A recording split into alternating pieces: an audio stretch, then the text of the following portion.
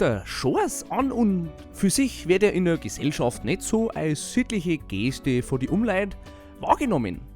Hauptgrund ist natürlich der Gestank, der so ein Lüftchen mit sich bringen kann. Der Schors oder auch Pups, Furz oder wissenschaftlich ausdruckt,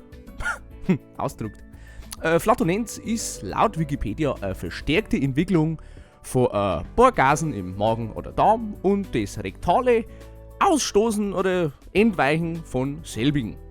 Besonders anzumerken ist das Geräusch, das entsteht bei diesem Vorgang des Schorsens, das von einem sanften Zischen bis hin zu einem Schlauchboot, das was ein Fetzenloch hat, führen kann. Einige Leute berichten, dass sie das Entweichen von länger zurückgehaltenem Druck als relativ angenehm empfinden.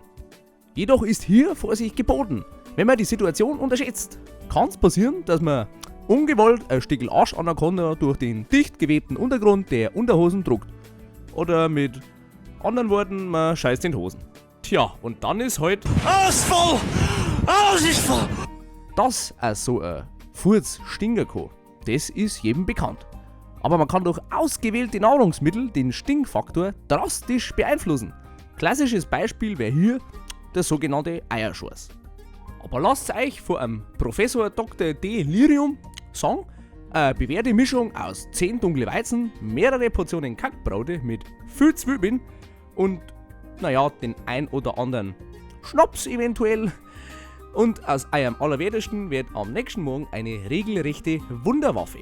Wenn man auch noch den nächtlichen Beischlaf genießen darf, ist es gleich ein perfektes Mittel, um seine holde, auserwählte Herzensdame aus dem Land der Träume regelrecht hinaus zu katapultieren. Weil, seien wir doch ganz ehrlich, es gibt doch nichts Schöneres wie so ein Gerät in die Bettdecken rein zum Drucker und ein bisschen rumzuwadeln, so dass sie draußen im Rollo die Lamellen verbirgen.